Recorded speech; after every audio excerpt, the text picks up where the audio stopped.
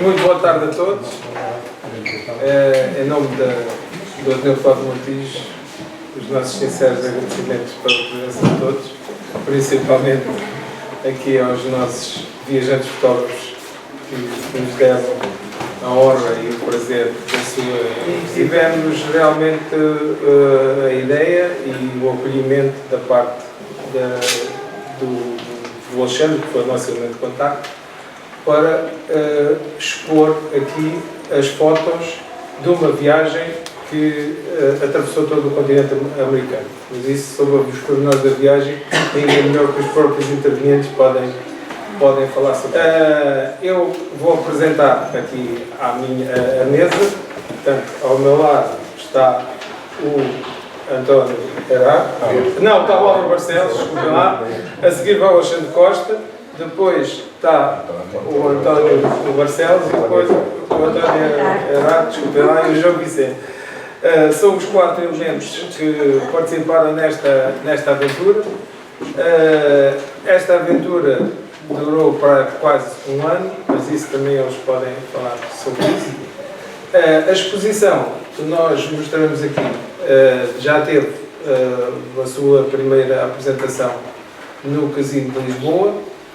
Depois teve uma segunda apresentação, pelo menos que eu conheça, foi às duas, tanto na Câmara de Alcochete, e acho que também teve no Oeiros Parque, ou qualquer assim do género. Não, isto foi o projeto é que teve algumas apresentações. Portanto, o nosso objetivo, ao também fazer esta pequena conversa, é realmente para proporcionar o contacto direto com as pessoas que se lançaram nesta aventura. Quer dizer, por trás de cada foto daquelas deve haver histórias, e há, porque eu também sou amigo deles e sei que há histórias quase por trás de cada foto, não é? E por outro lado também, esse é um dos aspectos que nós gostávamos de que vocês perguntassem, que lançassem o debate. Por outro lado, para além das histórias das fotos, há também pormenores, o que é que leva as pessoas a fazer viagens deste tipo, não é? Porque há pessoas que se metem em barcos de cruzeiro, é tão frequentável como outra coisa qualquer, não estou a criticar, mas há outros que pegam na mochila e fazem uma aventura destas, por prazer e também para deixar de documentar. Portanto, a ideia do Ateneu foi realmente, para além de expor só as fotos, o que já de si é uma honra para nós, termos realmente uma exposição com esta qualidade. Para além disso, para proporcionar uma pequena conversa, como é habitual aqui no Ateneu, com os próprios participantes e fazer um debate o mais aberto possível, como é costume. Portanto, é isso que nós pretendemos. Não vou alongar mais, vou passar a palavra aqui aos elementos da mesa, que melhor do que eu. Só queria realmente aqui ler uma coisa muito pequena, que o Alexandre escreveu num livro que está ali, quando fez uma viagem à Líbia, e que ilustra um bocado não só a posição do Alexandre, mas a posição do professor. Diz o Alexandre assim: a fotografia é para mim o elemento de equilíbrio e serenidade. É a forma de estar com o mundo, conseguindo estar só. Passar para um livro as minhas fotos foi uma grande aventura. Mas a grande conclusão é igual à que tive todos os dias. Não podemos viver sem amigos. A eles devo o impulso, o apoio e a conclusão. Espero que gostem e que viajem comigo nesta aventura. Portanto, isto escreveu o Alexandre e é precisamente esta mensagem que eu queria dar. Estamos entre amigos, vamos lá então começar a falar desta aventura. Portanto, passava a palavra, talvez eu começando pelo Alexandre. A falar do que deu origem a tudo isso, eu tenho que passar a palavra ao João Vicente. Pronto, ele conta a história, porque ele foi o causador, de certo modo, de toda esta aventura, né? Começou por ele. A história desta viagem que nós lhe chamamos o Projeto Olhando pelo Mundo começou no Natal de 2010. Nós tínhamos chegado da Índia, um grupo em que viajámos os 4 juntos. Tínhamos chegado da Índia e logo no Natal a seguir eu comprei um livro de um casal alemão que fez esta viagem do Alasca para Ushuaia, portanto sentido norte-sul, de caravana. Mas demorou 2 anos e qualquer coisa. E o senhor era fotógrafo e no fim fez um livro com as fotografias da viagem, com os relatos deles, e eu ofereci esse livro ao Alexandre no Natal de 2010. O Alexandre virou-se para mim e perguntou-me se aquilo era uma prenda ou se era uma provocação. Seria uma coisa que eu gostaria de fazer. Eu disse, claro que sim, mas não é uma coisa que se faça assim do pé para a mão, não é a mesma coisa que ir um mês à Índia, que já é uma viagem bem grande, mas começámos na brincadeira e a verdade é que passámos o ano de 2011 a pôr este projeto em pé, a tentar arranjar patrocínios, foram muito pouquinhos, mas a verdade é que no dia 26 de dezembro, passámos o Natal em casa, e no dia 26 de dezembro, aqui da terra vizinha de Alcochete, saímos em direção à Argentina. O nosso objetivo, quando nós começámos a montar a viagem, era fotografar para os médicos do mundo, para a associação da qual nós somos os 2 fotógrafos voluntários. Isso não aconteceu porque eles não se conseguiram entender com as congêneres do lado do oceano, mas de qualquer forma o livro que nós estamos a vender, parte desse livro contribui para a Associação de Médicos do Mundo. O que vocês veem são fotografias de 16 países. Nós, os 4, tiramos quase 50 mil fotografias ao longo de quase 10 meses, sendo que o Alexandre foi o único que fez a viagem toda. Estava previsto eu fazer a viagem toda com eles, mas infelizmente não pude acabar, e fui substituído pelo António. Portanto, eu fiz a América do Sul, o António fez a América Central, o Alasca e o Canadá, e depois, no fim, o Álvaro juntou-se ao Alexandre e fez o México e os Estados Unidos. Portanto, as fotografias que veem são dos 4, o livro começou a ser por 2, acabou por ser 4. Mas a opção de viajar, eu tenho, as pessoas estão aqui comigo, temos partilhado, tem a ver mais com o contacto com as pessoas, com os transportes que alguns usam todos os dias, com as coisas que comem, com as pequenas coisas que são no fundo a nossa vida, aquilo que nós vamos almoçar no restaurante mais barato, porque não se pode ir sempre almoçar a determinado tipo de restaurante, comemos na rua, porque isso pode ser uma economia de tempo, todas essas coisas. Mas ao longo disto acontecem coisas muito engraçadas, acontece troca de experiências muito gratificantes, e vou contar uma ou outra, e os meus companheiros de viagem também poderão contar. Na Argentina, contactámos com 2 argentinas que estavam a fazer um percurso mais ou menos idêntico ao nosso, portanto separámos, depois tornámos a encontrar e assim fomos andando, acabámos por indicação delas de irmos juntos à Cueva de Los Manos, onde está aí uma fotografia no livro. Escrevemos, mandámos os livros para ela, para fica. Ao longo da nossa viagem há pessoas que vão fazer parte da nossa vida. Agora, provavelmente nunca mais nos cruzamos. Lembro-me que na Nicarágua fomos à feira de Masaya, e uma senhora deficiente, que só nos apercebemos disso quando saímos do autocarro, levava a filha, e a filha foi brincando comigo e com o António, rindo-se, e a gente foi fotografando, e ela ria-se e disponibilizava-se para continuarmos a fotografar. E, em determinada altura, tirou uma pulseirinha que tinha em pano e foi pô-la no pulso do António. Normal, continuámos a sorrir, aquela cumplicidade de sorrisos de criança e de adultos, mas fiquei com a sensação, em determinada altura, que a criança ficou-se assim, dei a ele, não dei ao outro e tal, e tirou um fio que a mãe tinha ao pescoço e veio colocá-lo a mim. Estas coisas são muito simples. Quase não valem nada. Mas essa atitude, portanto, havia uma injustiça que a criança estava a sentir. E a forma de comatar essa injustiça foi tirar o fio à mãe e colocar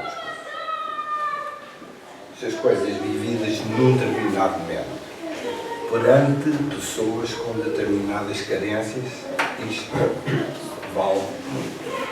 São estas pequenas histórias que eu tenho, que guardo, que são os afetos e que são a nossa história, são a nossa vida. Chegámos ao local onde era a feira, e mais um António dizendo, vimos uma barraca com brinquedos. E perguntámos à menina se ela gostava de alguma das coisas que estava lá. E ela me sorriu, sorridente, olhou para aquilo, pá, escolheu uma viola. Comprámos-lhe viola, e ela lá se foi embora, sorridente, feliz, com a viola por lá. Está aí uma foto, é uma bela recordação. Eu guardo esta. Vou dar a oportunidade aos meus companheiros falarem. Acho que as viagens para mim valem por estas pequenas histórias. Esse para mim é que eu recordo, guardo.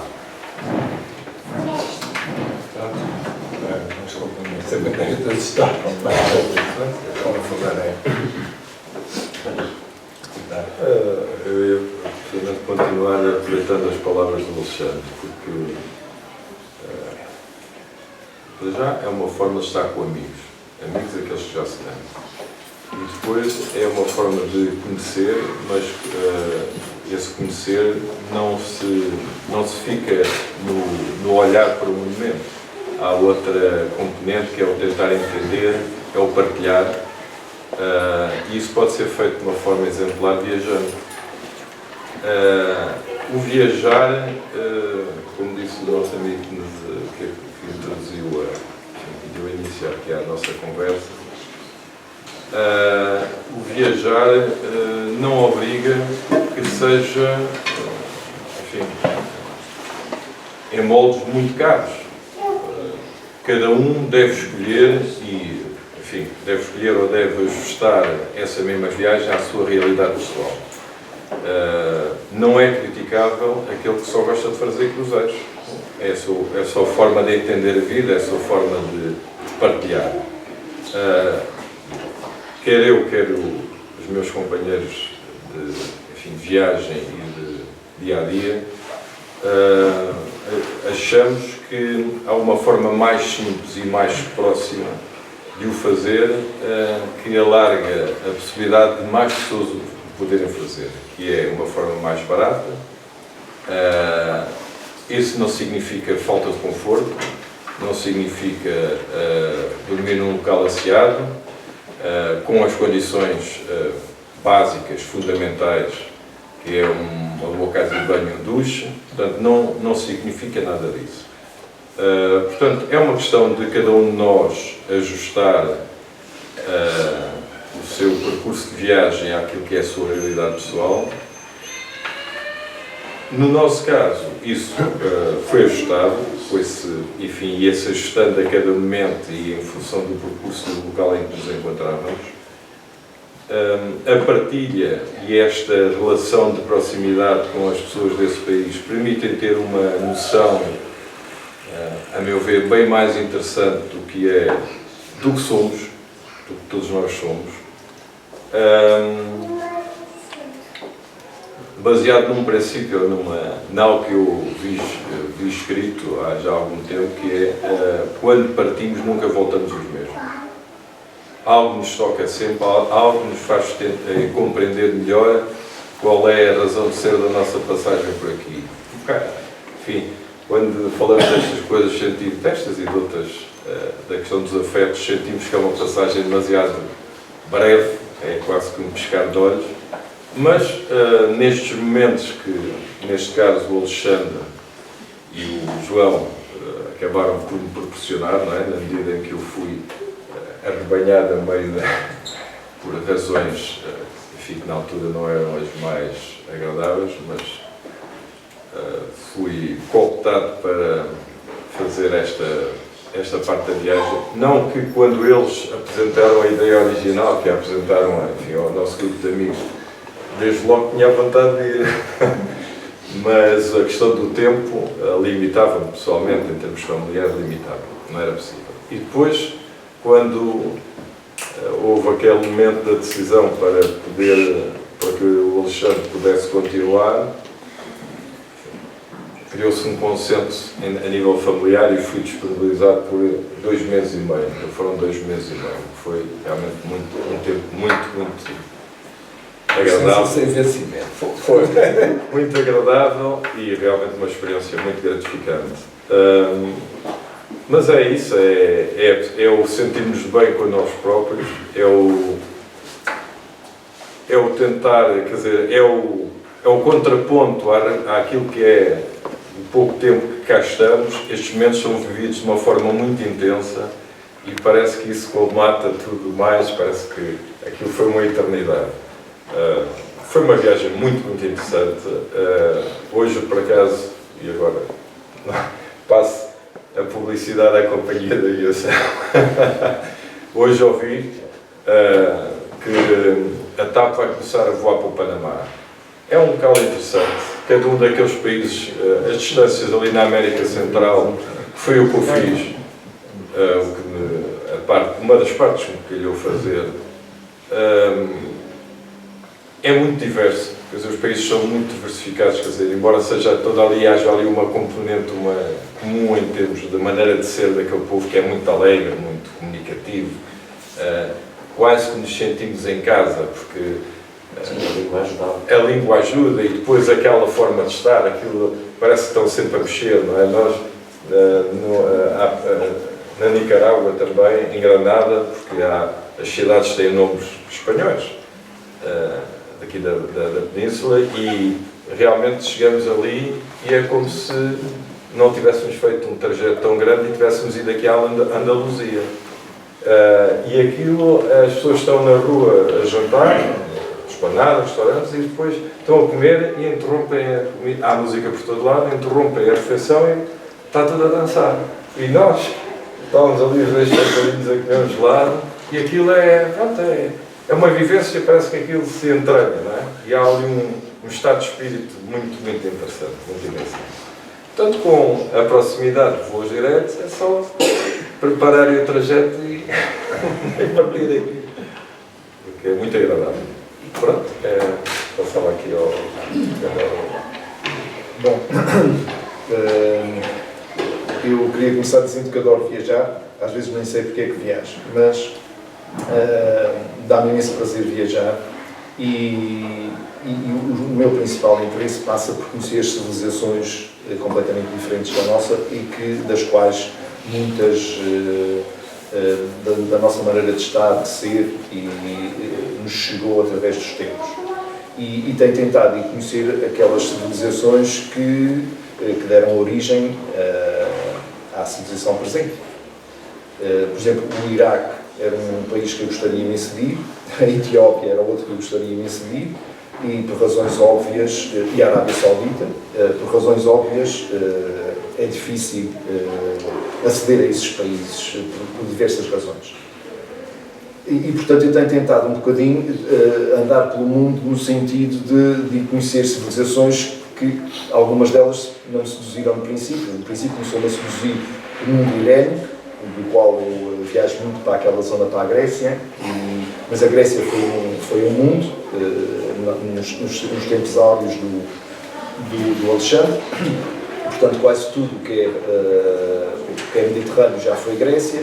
Depois passei ao Egito, portanto comecei a fazer aqueles países que tinham a ver com as civilizações que em certa medida nos deram origem e nos influenciaram. E ainda continuo a pesquisar, porque em todo o mundo há resquícios das nossas civilizações. A gente chegou, voltou, trouxe coisas, levou outras, e portanto o mundo está cheio dessas civilizações e particularmente uma coisa que me interessa bastante são o que resta dos portugueses pelo mundo, isto é, todas aquelas pedras que nós deixamos nas viagens que foram feitas na altura dos descobrimentos e posteriormente até ao Japão, portanto, seguindo todo o trajeto dos descobrimentos, que é o Vasco da Gama e posteriormente a isso. E muitas vezes chegamos lá e temos surpresas muito agradáveis de ver uma fortaleza que assim chama-se Fortaleza Portuguesa, Portuguese Fort. Vem o nome em inglês num país, por exemplo, como o Irão. Está escrito em inglês. E é uma surpresa até porque a presença é digna e tem o nosso nome. Muitas vezes chegamos lá e vemos alguns restos da nossa civilização e já nem se lembram dos portugueses para nada, nem sequer existem. Também aí foi a entrada gratuita. Pronto. E a outra situação do viajar tem a ver com o facto de a gente sentir uma certa desilusão ou angústia pelo facto de a gente dizer eu já devia ter vindo cá há 10 anos. É uma coisa comum. A gente diz assim, eu vou a um país qualquer, não interessa, tipo Vietnã, que é um sítio que eu nunca lá fui. E as pessoas dizem, já devias ter ido há 20 anos. E se calhar há 60 e já não estava cá. Portanto, e no século XVIII ainda era mais bonito, ainda andavam descalços. Pronto, é esta situação que toda a gente diz, eu vou aqui, isto tal pena não teres ido antes. Eu, por exemplo, tive essa sensação quando fomos à Índia, que já se falou aqui da Índia, que efetivamente tem a sensação que se calhar devia ter ido à Índia 50 anos antes, ou 20 anos, ou 10, ou 1, ou 2, porque sempre aquela angústia porque as coisas eram relativamente diferentes do que são hoje, porque tudo se alterou. Até o facto de a gente conseguir chegar lá muito mais rapidamente do que se chegava há 10 anos. Chegar à Índia hoje em dia é rapidíssimo. Há 10 anos não se chegava tão rápido e não era tão barato e também nem toda a gente tinha acesso. As viagens e os países começaram a ficar muito mais acessíveis e disponíveis à mão, não é?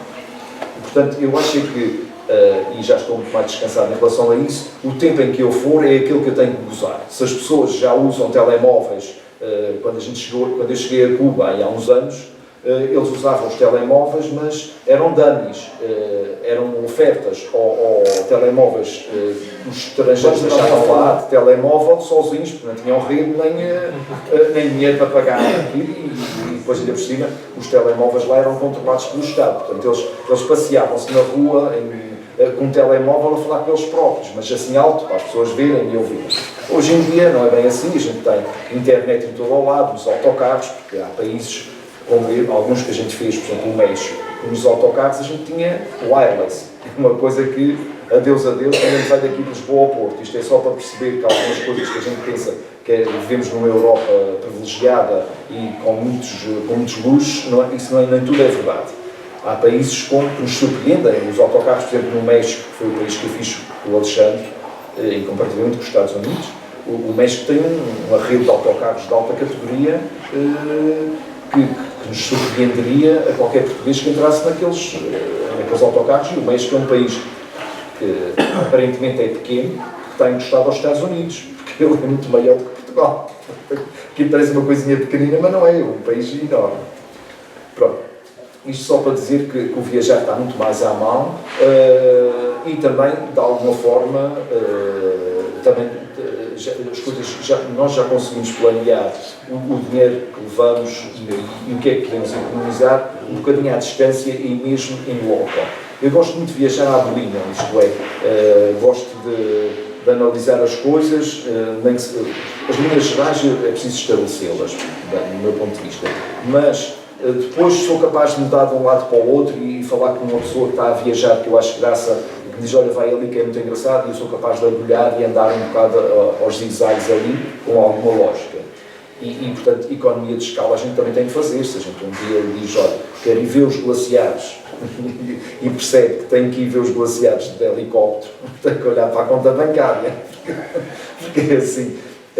Mas o dia às vezes está fantástico, o céu azul, tudo se propicia e a gente, pronto, o cartão de crédito salta e eu já nem sei quanto é que paguei, mas aconteceu isso numa viagem à Nova Zelândia, porque eu nunca iria mais voltar para a Nova Zelândia na minha vida e pronto, havia 2 glaciares naquelas 2 ilhas que são um deslumbre Eu sou açoriano, portanto a Nova Zelândia tem algumas coisas que têm muito a ver com os Açores, numa escala quase de 8 para 80. Portanto eu estava completamente extasiado na Nova Zelândia. E houve um dia que realmente o céu abriu, parecia de propósito, e eu cheguei ali, há um helicóptero que vai para os glaciares, e não sei, e eu disse, pronto, meti o cartão de crédito, nem sei, ainda hoje não sei quanto é que paguei, porque aquilo é uma coisa que não tem preço. Claro que não posso ser um disparate, não é dinheiro, mas não me recordo. Bom, isto tudo para dizer que gosto, voltando ao princípio, gosto imenso de viajar. Às vezes nem sei porque é que viajo, mas tenho uma paixão enorme. É quase como quem nasce numa ilha e tem que sair para conhecer o mundo, e tem muito a ver com nós, com a nossa maneira de estar portuguesa. Somos um bocado irrequietos no viajar. E pronto, o que é que me coube aqui a fazer com o Alexandre? A escolha foi um bocadinho... O Alexandre, quando a situação dele bloqueou na Colômbia, salvo e portanto o Alexandre estava para desistir do resto da viagem e o projeto falhava, pronto. E ele pensou duas vezes, então, mas a gente já temos mais ou menos um grupo de amigos que viaja de uma forma menos, digamos, normal, viaja para alguns destinos mais peculiares, e temos viajado algumas vezes juntos. E o Alexandre perguntou a essas pessoas que tinham alguma disponibilidade para o acompanhar se nós estaríamos disponíveis para acabar o projeto com ele. Foi aí que apareceu o António com um determinado timing e eu com outro timing. A mim calhou-me o México e os Estados Unidos, que são dois países em 16, mas também é uma distância grande, são dois dos maiores países da América Latina. Não são dos maiores, porque há o Brasil e há outros países, mas pronto, os Estados Unidos é efetivamente o grande país e tem uma costa do Pacífico, que esta viagem foi feita quase toda olhando para o Pacífico, não é a 100%, mas quase toda a olhar para o Pacífico. O México, eu tinha estado no México quando tinha 20 anos, fui como açoriano, fui aos Estados Unidos ver os meus amigos e a família, os imigrantes, neste caso Califórnia.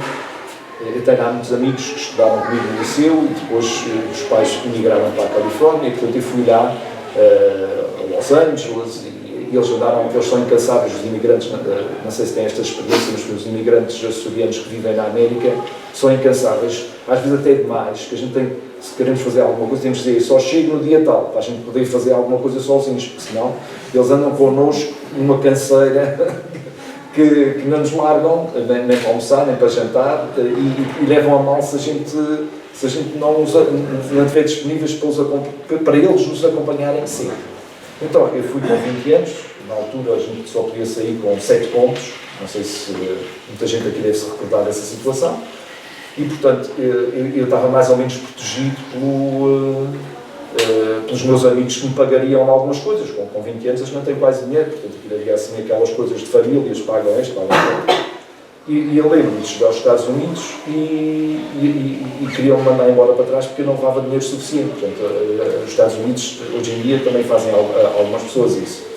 Mas mandam abrir a carteira e quanto dinheiro é que tem? Então o senhor não pode entrar, só vai ficar 5 dias, só damos visto para 5 dias, e portanto eles para mim não me queriam, entrei em Nova Iorque, eles não me queriam deixar ficar um mês que ia lá ficar. Bom, e quando cheguei a Los Angeles, que já tinha os voos marcados, fui ver estas pessoas com quem nós tivemos agora passados 40 anos, portanto, as mesmas pessoas que me receberam nesses anos. E eu lembro-me de entrar no México, Tijuana, que a gente saiu do México de Tijuana. Tijuana é uma cidade muito diferente há 40 anos do que é agora. E nós fomos de São Diego e de Los Angeles comer lagosta, portanto isto era, estamos a falar nos 70, fomos comer uma lagosta com feijão, como é que se chama o feijão mexicano? Chile. Pronto, vamos comer lagosta com chile, que é uma coisa que para os portugueses nunca devia dizer nada, mas fomos lá e havia Tijuana e comprei um chapéu mexicano que ainda tem para lá no sótão, e pronto, e o México resumiu-se àquilo. Eu não tinha grande fascínio pelo México, só para voltar atrás, o México não me fascinava, e na realidade eu peguei nesta viagem onde o António deixou, foi em Tulum, e começámos a fazer as civilizações mexicanas, e o México é um país fantástico. completamente fantástico, as civilizações são fascinantes e tivemos experiências humanas no México muito, muito interessantes, nomeadamente relacionadas a uma dada altura com os toiros e com os focados. Fomos recebidos por eles, eram conhecimentos que o Alexandre trazia aqui de Alcochete, das festas do Barrete Verde, e nós tivemos muitas experiências fantásticas de nos pagarem o hotel, as refeições, naquelas zonas. Mas pronto, numa cidade que se chama Querétaro, fomos recebidos em que praticamente não conseguimos pagar nada. E depois fomos para outra cidade onde havia também focados, porque há poucos focados no México, na Mazatlán, também aí ofereceram-nos o hotel, ofereceram-nos as refeições, praticamente não conseguimos pagar. E pronto, a experiência do México ficou a saber a pouco, porque o México é tão fascinante e a gente quase que ficava sem tempo para os Estados Unidos. Estávamos completamente fascinados no México, tanto que subimos a Península da Califórnia em 24 horas de autocarro, sem parar. Portanto, vimos a Península do México quase toda de autocarro. Depois atravessámos em Tijuana, aí atravessámos a pé, nós insistimos porque o México tem aquele estigma de ser perigoso. Não sei se estou a falar demais, mas não é. O México tem aquele estigma de ser perigoso. Isto é, todos os turistas vão para a zona de Cancún, a zona sul do México. E portanto, numa das questões que a gente fez, entramos no minibus e começaram a dizer o México no norte é perigoso. A gente tinha que sair pelo norte. A gente tem que ir para os Estados Unidos, tinha que sair pelo norte. E eu perguntei, então, mas o que é perigoso? Tudo o que seja para cima da cidade do México. Por causa dos cartéis de droga e aquelas coisas todas.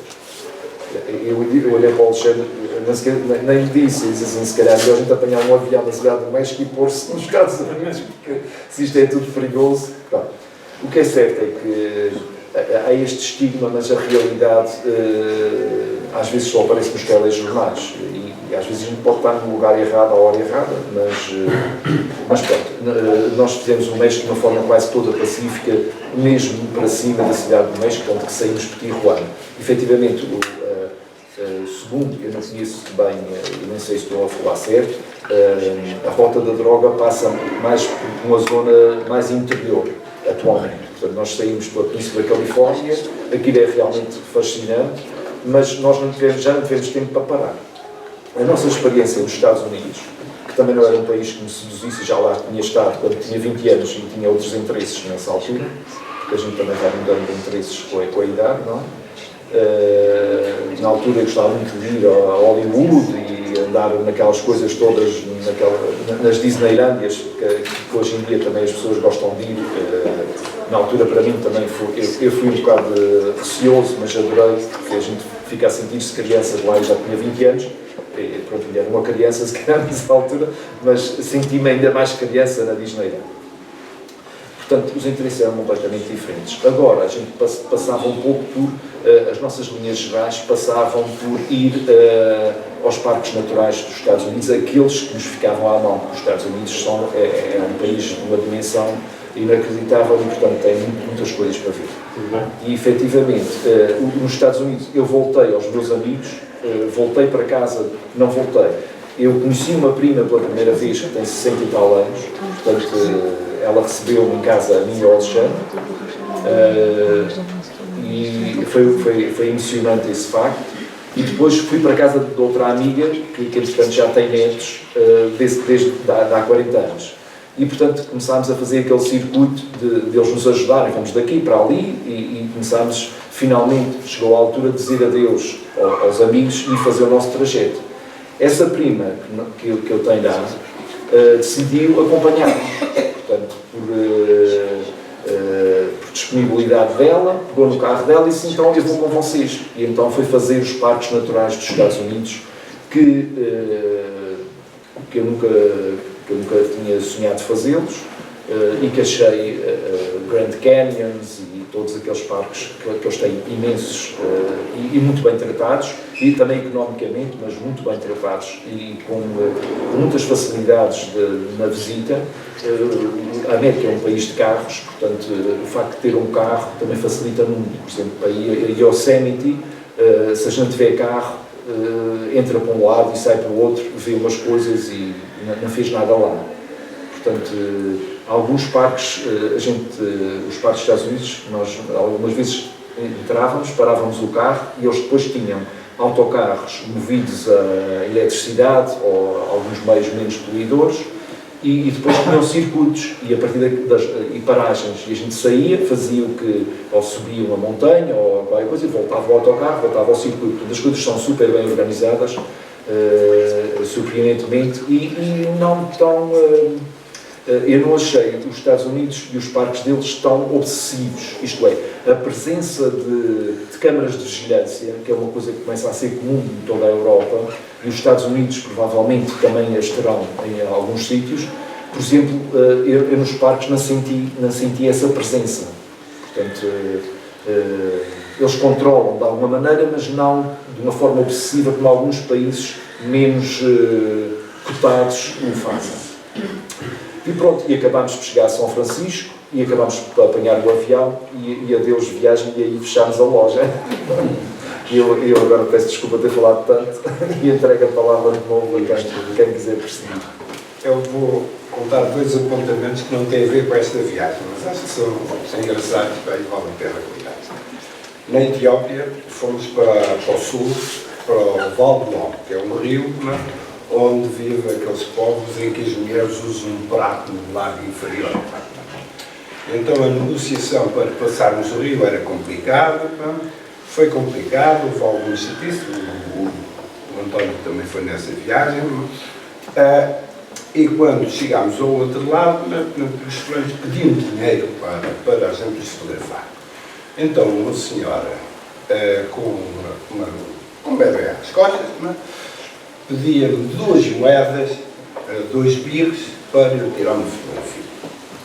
E todos os outros me tinham pedido só um birro. Eu disse a ela, apontei-lhe com um dedo, claro. Pronto, e andámos ali naquele jogo um bocado de 2 birros ou de um birro. Ela ria-se, portanto houve ali, gerou-se ali alguma publicidade, e em determinada altura ela fez-me assim, eu agarrei, tirei a fotografia e quando lhe vou andar no dia,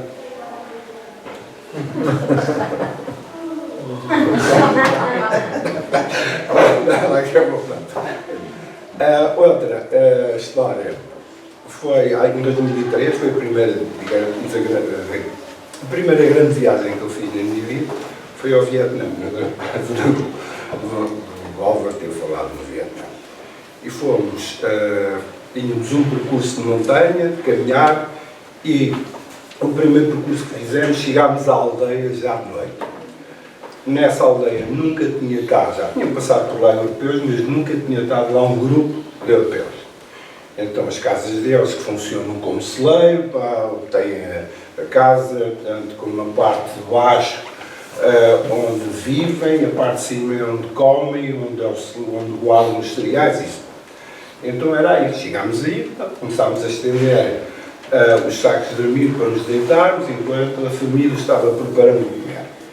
Entretanto, numa das portas, digamos, que se chama cozinhar, havia aqui uma porta e outra porta daquele lado.